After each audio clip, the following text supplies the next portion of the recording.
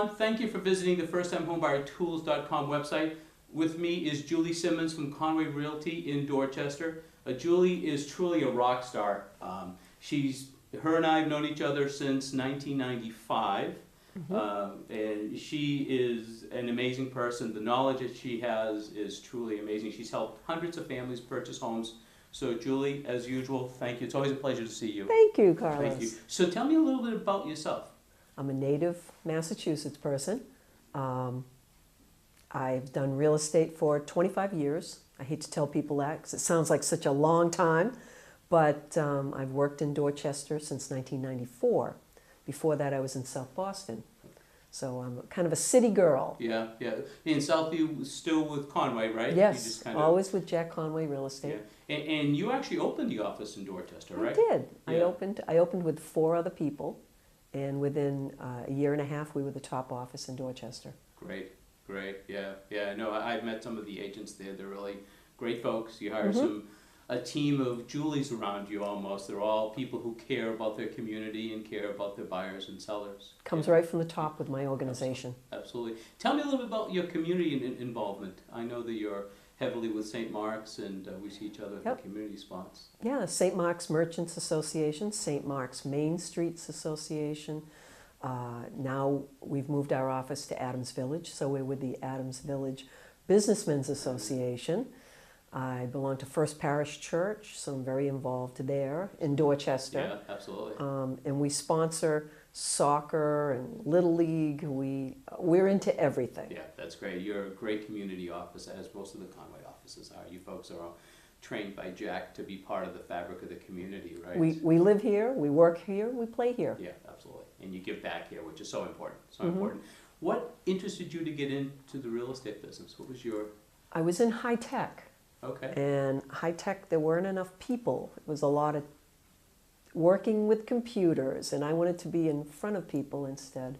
So I worked part-time for Conway, and within about a year and a half, I was making more money selling real estate than my high-tech gig. Great. So it was a natural progression into the thing that I was so passionate about. Super. So I've been doing it ever since. Great, great. And the geographical areas that you practice in, is it all of Eastern Mass? Is it just in the Boston area? Well, I start in my hood. I start in Dorchester, and then I filter out. I've lived in Milton, Quincy. I do Roxbury, Mattapan, South Boston, and it just radiates down to where our Conway offices touch. Okay, and great. We have 38 offices that go all the way down to the Cape and all over the place, so I can go anywhere. Yeah, and your focus is listings, it's sales, it's both, that you're heavily into doing one or the other? I enjoy more listing, helping people get to their next adventure. Oh, nice. When you're done with this, where are you going? Yeah. And I like to help people sell the house they're living in now and help them really open a new chapter. Okay, that's great. That's great. And something that you wish you knew when you first purchased your house, your first home, something that you know today. Can you share with us something that you... I wish I knew that for myself, I'm not real math savvy like other people are. And I wish I knew that not all loan programs are the same. Oh, okay.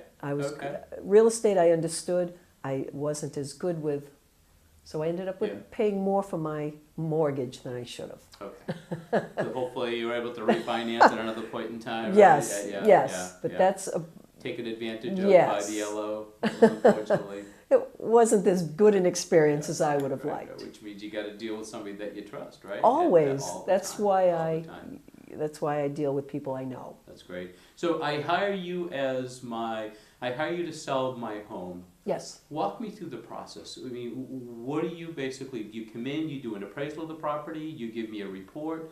What should I expect, I guess, if somebody who's listening to this or viewing this, what should they expect if they reach out to you to list their home? If they reach out to me, we speak on the phone, you tell me about your home, and before I come out to your home, I can look it up, compare it to other properties, and then I'll have a wide range of possible sale prices for you. And then only when I see your house can I really zone in on what you can expect to receive, because that's the important part. What will I walk away with? Right. So when you walk away, you know that I did the best I could. I have a bundle of money, and I'm going to do something positive with it. And hopefully they'll stay with you when they go to look. That's the for their hope. home. That's the hope, right? That's the hope, that you they know. will trust in me enough to be able to let me help Yeah. with the new. Yeah, and I want to it's- follow you. Yeah, yeah, and it's funny, and I've dealt with enough of your referrals. Thank you.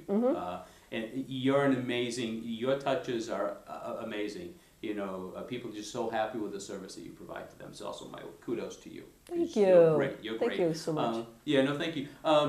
Did you read the Marjorie Youngren article in the Globe the other day I on did. how to choose a real estate agent? I did. What do you? I mean, should you just, my mother is doing it part time. That's who I'm going to go with. Or do you have some advice? Yes, I think you should interview 3 agents. Hopefully someone will have referred you to one of them. Okay. So you can say, a trusted friend referred me to this agent. And then you'll be able to compare what they have to offer and compare. It's all about rapport. Okay. If you don't have rapport with your agent, you're not going to trust them Right. to help you, Right. because this is one of the most stressful things you'll ever go through. Right. Right. And our job is to keep the emotion down and have it be a good experience for you. In talking about stress, how would you recommend if somebody's looking to purchase their first home or a condo? How should they? How can that whole process be de-stressed?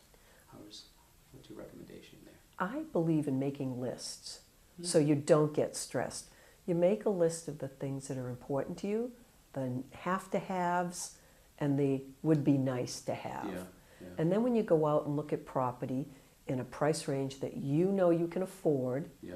you have already talked to a loan originator, so you know exactly that if I like this house, I can have this. Yeah. Then it takes the stress off. Sure. And we sure. only look at 3 at a time, or 4 maybe, so they don't get, because you can forget.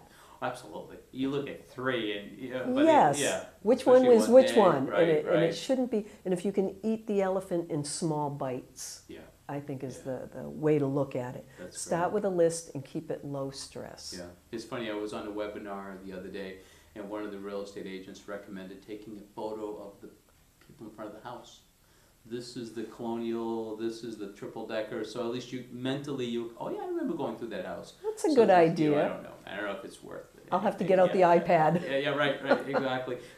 Tell me about one of your successes. Something that you were able. I know that you got a boat. I have one that sticks very close to my heart because I sold a house for an 80-year-old woman, and she wanted $1 million for her property. Wow. And it was a little 2-family with a big piece of land.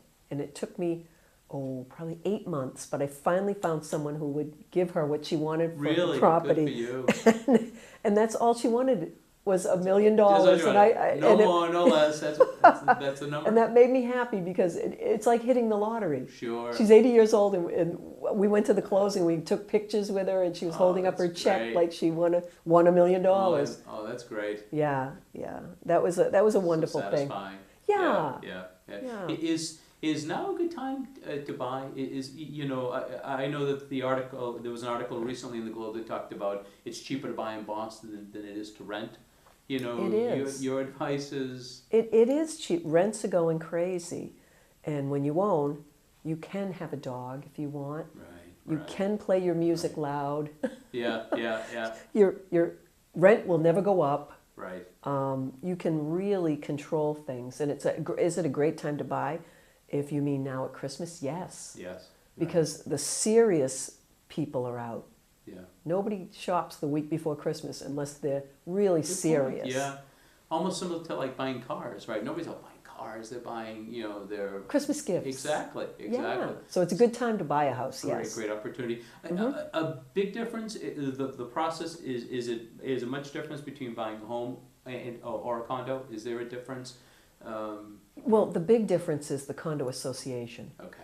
You can buy a beautiful condo in a condo association with trouble, No. and you're going to have trouble. Yeah. You'll have trouble getting it financed because the bank really doesn't want it if there's a troubled condo association. Because the bank really owns it with Sure, you. with you, yeah. You're yeah, a partner the for co-owner, the yeah. 30 years. Sure. And it's funny. We run into this here. you have these 2-unit condos and 3-unit condos where nobody can agree on the insurance. Yes. So there's no master.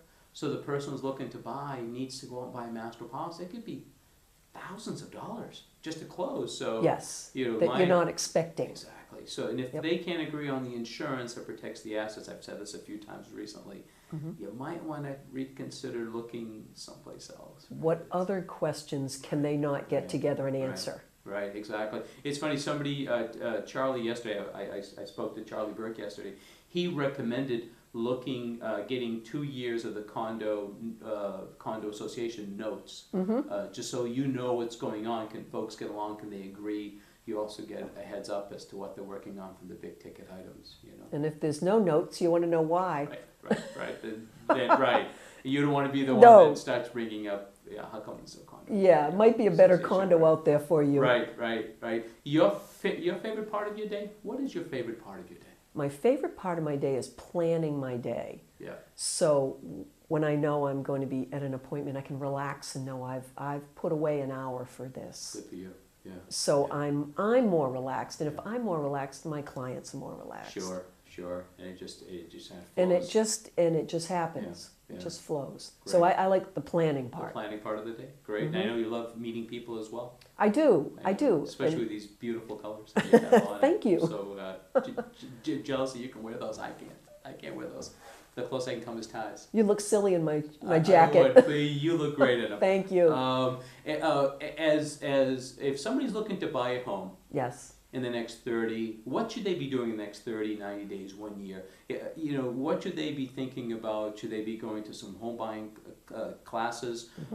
Should they be talking to an LO? When do they reach out to you as a professional? Can you give us some advice? Sure. The best thing to do, especially now, is to talk to your friends and say, who own homes, and say, who did you use? Were you happy? Referrals. Were you not happy? Yeah. And if they were happy, put them in touch with that person. Okay. And the real estate professional will find you a loan officer Yeah.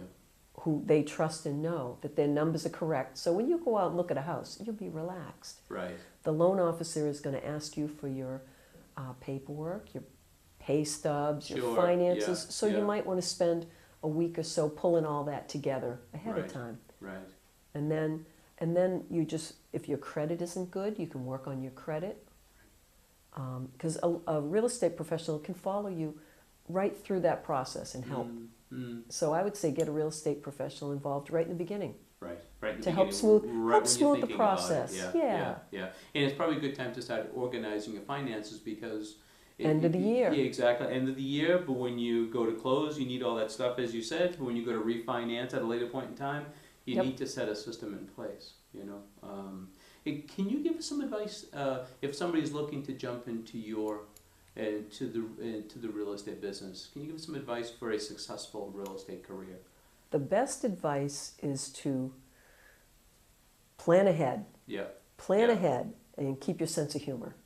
Get a plan ahead that you won't be paid immediately.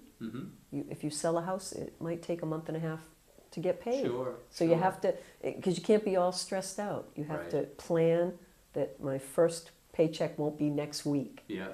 And then you'll be de-stressed. Also, you want to keep in mind that you have to have a sense of humor. Yeah. Because bad things happen to good people, and you just have to be able to go with the flow. Roll with it, right. Yeah, a lot of bad things can happen. And not necessarily, nobody's trying to be mean No. and malicious, but these things happen, right? Bad things can happen, and you just, through no fault of your own, people Yeah. lose their jobs. People decide not to sell. Yeah. People decide not to buy. Yeah. Life throws a curveball at you that you can't control. You're just going to be able to say to the people, it's going to happen for you. Maybe not right now. Great. Yeah, that's actually great advice. Any final words of wisdom if somebody is looking to either sell or buy a home? Besides call me, Besides calling. text me, Text or you, yeah. email me. Yeah, and Julie's info will be in the show notes, so it'll all be there. So yeah, great advice. What kind of food? We're gonna finish off by me. Me and food, right? Of Every time course. we see each other, We love food. We love food. What's your favorite kind of food? What's your favorite type of food? Right now I'm into Thai and Vietnamese food. Ooh, yeah. Love them both. great community that we work in for Yes. Vietnamese food, right? I mean, It's on. Yeah. It's on every corner. Absolutely, absolutely. Yeah. Yep, it's wonderful, and it's healthier than other choices. Sure. Yeah. It's funny. I went to a holiday event last night, and I had oatmeal this morning, plain oatmeal, because You needed it. Oh my God, I overdid it last night, but Oatmeal's the best. Yeah, yeah. Trying to keep the blood pressure down and all that. So if you're looking to purchase a home or sell a home, hopefully Julie has convinced you that she is the agent that you want to speak to. Julie's information will be in the show notes. And if you like this video, please tell your friends and family members about it. If you'd like to leave me your content, you can go to the firsttimehomebuyertools.com website. There's a speak pipe tab there. You can drop down and leave me a voice message, or you can go to the contact us and send me a message as to what you like or you didn't like about our videos and blogs and stuff. And again, I want to thank you, Julie, for coming out and taking the time out of your busy schedule. It was my pleasure. Thank you, Julie. Really. Always great to see you. Thanks. Thank you.